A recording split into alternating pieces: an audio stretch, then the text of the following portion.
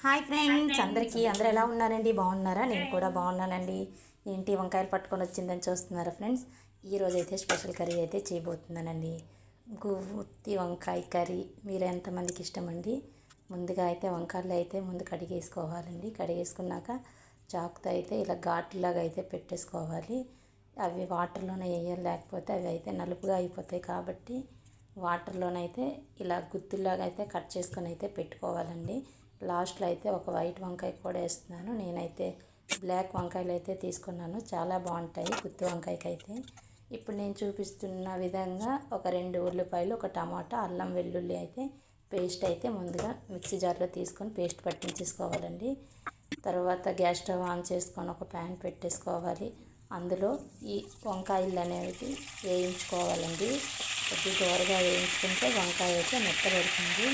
నేను చూపించిన విధంగా అయితే సిమ్లో పెట్టేసుకొని అయితే వేయించుకోవాలి. అలా పక్కన కూడా అయితే రైస్ అయితే పెట్టేసుకున్నాను. రైస్ లేకపోతే కర్రీ తినలేం కదా, రైస్ కూడా పక్కన పెట్టేసుకున్నాను. ఈ వంకాయకి మూత పెట్టుకొని కొంచెం సాల్ట్ అయితే వేసుకున్నాను. కొద్దిగా మగ్గుతాయని ఇప్పుడు ఇవి తీసేసుకుందాము. ఇవి తీసేసుకున్నాక ఇదే ఆయిల్లో కొద్దిగా ఆవాలు, కొద్దిగా జీలకర్ర కొద్దిగా వేయించుకున్నాక అందులోనే ఇప్పుడు మనం ఆనియన్ పేస్ట్ అనేది యాడ్ చేసుకోవాలి. ఇది కూడా సిమ్లోనే వేయించుకోవాలండి, ఎందుకంటే పచ్చివాసన రాకుండా ఉంటుంది. దీంట్లో అయితే కొద్దిగా ఉప్పు వేసి కూడా నేను మూత అయితే పెట్టుకుంటున్నాను, వేరంగా వేగుతుంది కాబట్టి. చూసారు కదా, కొద్దిగా అయితే కలర్ అయితే వచ్చింది. ఇప్పుడు ఇందులో రుచికి సరిపడా ఉప్పు, అందులోనే కొద్దిగా పసుపు, కొంచెం కారం, కొంచెం ధనియాల పొడి, కొద్దిగా జీలకర్ర పొడి అన్నీ వేసి అయితే వేయించుకున్నాను. ఇది బాగా ఫ్రై అయిపోతున్నప్పుడు కొద్దిగా కరివేపాకు అయితే యాడ్ చేసుకున్నాను. కరివేపాకు వేస్తే మంచి స్మెల్ అయితే వస్తుందండి. ఇప్పుడు మనం ఇందాక వేయించుకున్న వంకాయ ముక్కలు అయితే ఇందులో అయితే వేసేసుకుందాం. సిమ్లోనే వేయించుకోవాలండి, అప్పుడు వంకాయ బాగా మసాలా అయితే పడుతుంది. ఎందుకంటే మనం ఇంతకుముందే కొద్దిగా వేయించుకున్నాము. ఇందులో సిమ్లో వేయిస్తే వంకాయకి అన్నీ బాగా పడతాయి అన్నమాట. ఇలా అయితే అన్నం కూడా దగ్గరికి అయితే అయిపోతుంది. మూత అయితే ఒకసారి తీసి అయితే చూసుకుందాం ఎలా ఉందో. చూసారు కదా, ఆ మసాలా అంతా దగ్గరకు పట్టి పొడి పొడిగా అవుతుంది. ఆ ఆయిల్ అనేది తేలుతుంటే వంకాయలు బాగా ఏగిపోయినట్టు.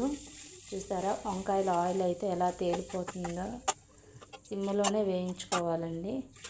అందులోని లాస్ట్గా వాటర్ అయితే కొంచెం మునిగినంత వరకు వేసి అయితే వేసుకుందాం. అందులోనే కొంచెం కొత్తిమీర వేసుకొని అయితే మూత అయితే పెట్టేసుకుందాం. ఇలా రైస్ అయితే అయిపోయింది, అదైతే వార్చేసాను. చూసారా, గుమగుమలాడే గుత్తి వంకాయ కర్రీ అయితే దగ్గరకు వచ్చేస్తుంది. మంచి స్మెల్ అయితే వస్తుందండి. మీరు కూడా నాలాగేనే ఈ కర్రీ అయితే చేస్తారా? నేనైతే ఇలానే చేస్తాను. వంకాయ కర్రీ ఇలా చేస్తేనే నాకు ఇష్టం. గుత్తి వంకాయ కర్రీ. పైకి నూనె చూడండి ఎలా తేలుతుందో. ఫైనల్ అయితే గరం మసాలా అయితే వేసుకున్నాను. వంకాయ కూడా బాగా మగ్గింది, బాగా మెత్తపడింది కూడా. చూసారు కదా, మంచి స్మెల్ అయితే వస్తుంది. ఫ్రెండ్స్, మీరు కూడా నాలాగే ట్రై చేస్తే కామెంట్ బాక్స్లో కామెంట్ చేయండి.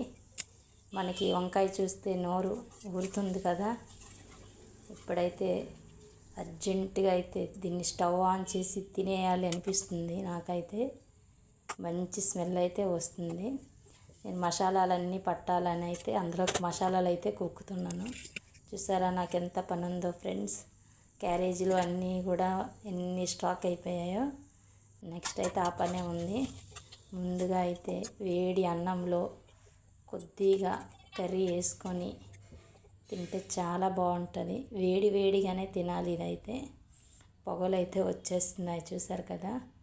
చాలా బాగుందండి, పర్ఫెక్ట్గా కుదిరింది. వంకాయ అయితే అన్నీ సరిపోయాయి, చాలా సూపర్గా ఉంది. మన వీడియో నచ్చితే లైక్ చేయండి.